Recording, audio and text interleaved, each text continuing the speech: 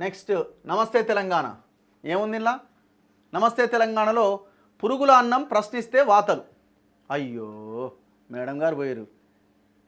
ఎంత నటన వీళ్ళది! ఆహా, 10 సంవత్సరాలు ఈ సర్వనాశనం చేయడానికి కారణం మీరు.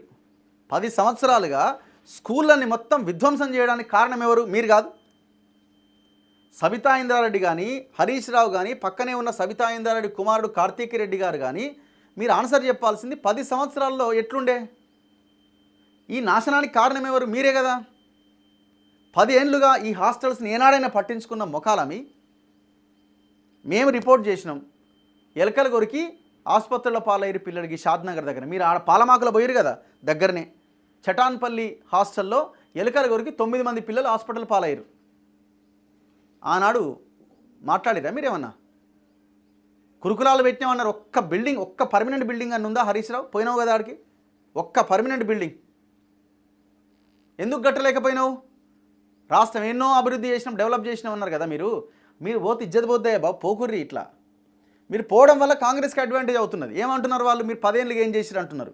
మీరు 10 ఏళ్ళకి ఏం చేసిన అనడంతో మీరు నోరులు మూసుకుంటున్నారు. జనం కూడా ఏమైపోయింది? మీరేం చేసిరు అనే కాడికి వచ్చింది.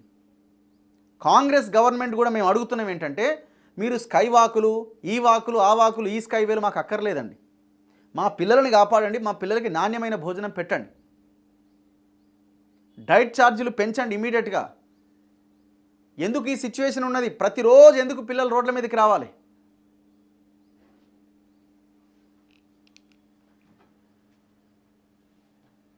నేను రాను బిడ్డో సర్కారు దవాఖానకు.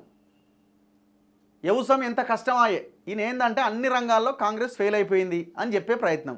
మరి నీ 10 ఏళ్ల పాలనలో ఎట్లుండేనో? హాస్పిటళ్ళు మెరిచిపోతుండేనా? ఎట్లా పోవాలనిపిస్తుందో సిగ్గు లేకుండా కొంచెం కూడా. రేవంత్తో ఢిల్లీ కటీఫట. సీఎం పైన రాహుల్ అసంతృప్తి. అధిష్టానంతో పెరిగిన గ్యాప్. నాడు రేవంత్ ఏం చెప్పినా తలూపిన పెద్దలు, నేడు ఎదురుచూపులే తప్ప ఫలితం సున్నా అట. ఎవరు మీకు ఫోన్ చేసి చెప్పిరా? నమస్తే తెలంగాణ ఎడిటర్కో లేకపోతే ఈ పేపర్ నడిపే కేసీఆర్కో, సోనియా గాంధీ, రాహుల్ గాంధీ ఫోన్ చేసి రేవంత్ రెడ్డితో మేము కట్టిపోయినామా అని చెప్పిరా రాత్రి ఏమన్నా? లేకపోతే మీరేమన్నా బాటిల్ ముందర పెట్టుకొని తాగుతుంటే మీకు ఏమన్నా కలొచ్చి వార్త రాసిరా? ఎవరు చెప్పారు మీకు కటీఫ్ అని? మీరు అనుకుంటున్నారు కవిత రావడంతో ఎవరికి భారీ దెబ్బ అనే వార్తలు చర్చలు నడుస్తున్నాయి. అది రాయిర్రి. కవిత ఎంట్రీతో ఆమె ఏం ఊకోదు. ఆమె పార్టీలో ఏలు పెడుతూనే ఉంటుంది. ఇంతకాలం ఆమెది పెద్దగా ప్రాధాన్యత ఏం లేదు, ఆమెకి అంత పెద్ద పోస్ట్ ఏమి ఇవ్వలే. ఇప్పుడు కేసీఆర్ కవితను ముందు పెట్టాలని ఆలోచన చేస్తున్నాడట. మరి ఈ దెబ్బ ఎవరికి? హరీష్ రావుకే ఈ దెబ్బ. ముందు నుంచి ఆ పార్టీలో కష్టపడ్డాడు హరీష్ రావే, నష్టపోయేది రేపు హరీష్ రావే. ఇప్పుడు మీ 2018 ఎలక్షన్లో గెలిచిన తర్వాత మంత్రివర్గాన్ని విస్తరించకపోవడానికి కారణం ఏంది? నీ ఇంట్లో ఉన్న గొడవలే. హరీష్ రావుకు ప్రాధాన్యత ఎక్కువైపోయింది, ఎట్లిస్తున్నావు నువ్వు అని కేసీఆర్ మేడం మీద కాలు పెట్టిరు వీళ్ళంతా కలిసి. అప్పుడు కదా ఆయన కొంత పక్కన పెట్టి విస్తరించింది. మళ్ళీ పార్టీలో కొంత వ్యతిరేకత స్టార్ట్ అయినప్పుడు తప్పని పరిస్థితిలో హరీష్కి మంత్రి పదవి ఇచ్చిండు. ఇప్పుడు కవిత ఎంట్రీ తర్వాత కూడా నష్టపోయేది ఎవరు? హరీషే. అది రాయిరు వార్త.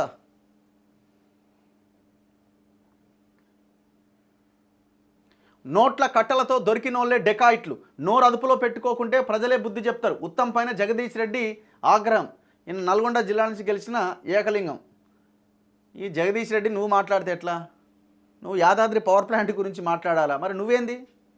నువ్వు యాదాద్రి పవర్ ప్లాంట్లో 1000 కోట్లు మింగినవాట కదా. మరి మిమ్మల్ని నిన్నేమనాలా?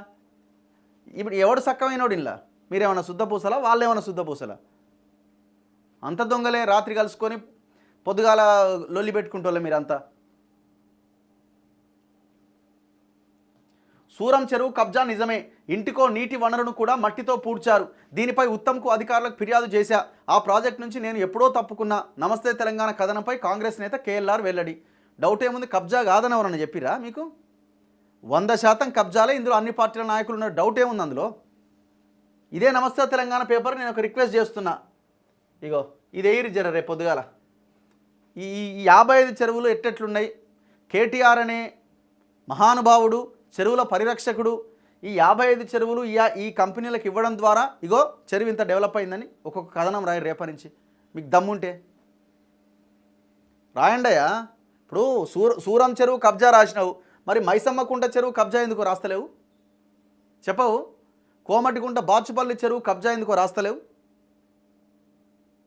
రాయి, ఇవన్నీ రాయి. ఏడా ఖానామెట్లో ఉన్న భగీరథమ్మ చెరువు, నానక్రామ్గూడలో ఉన్న మీనాక్షి ఇన్ఫ్రా కట్టడాలు ఉన్నాయాడా, మరి ఆ కబ్జా ఏమైందని రాస్తలేవు? ఇన్కార్ ఇన్ఫ్రా వాడు ఎవడో ముంబై వాడు వచ్చిండు, కేటీఆర్ఏ ఇచ్చిండు ఆ భూమి, ఆ చెరువు వానికి ఎందుకు రాస్తలేవు ఈ వార్త? ఎందుకు మీరు మీకు రాదు, మీద పార్టీ పేపర్ అది. సో ఇది వాటి గుడ్ మార్నింగ్ తెలంగాణ. రేపు మళ్ళీ కలుద్దాం. సో ప్రజలు అప్రమత్తంగా ఉండాల్సిన అవసరం ఉన్నది. వర్షాలు బాగా పడుతున్నాయి. హైదరాబాద్లో కూడా రేపు స్కూల్స్కి సెలవులు ప్రకటించినట్టు కనిపిస్తూ ఉన్నది. సో దాన్ని గమనించి పరిగణలోకి తీసుకొని ముఖ్యంగా పిల్లలను అయితే పొరపాటున కూడా బయటికి పంపకండి. సో ఏ మ్యాన్ హోల్ ఎక్కడ తెరిచి ఉంటుందో అర్థం కాదు. మొత్తం వాతావరణం అంతా మబ్బు పట్టిపోయినది. ఏ సమయంలోనైనా కుంభవృష్టి పడే అవకాశం ఉందని కూడా చెప్తా ఉన్నారు. గ్రామాలు, మండలాలు, జిల్లాల్లో కూడా అదే పరిస్థితున్నారు. 9 జిల్లాలకు రెడ్ అలర్ట్ ప్రకటించారు, 10 జిల్లాలకు ఆరెంజ్ అలర్ట్ జారీ చేశారు. సో అన్ని జిల్లాల్లో దాదాపు 10, 11, 20 సెంటీమీటర్ల పైన వర్షం పడే అవకాశం ఉందట చాలా జిల్లాల్లో. So be careful. రేపు మళ్ళీ కలుద్దాం. గుడ్ మార్నింగ్ తెలంగాణలో చూస్తూనే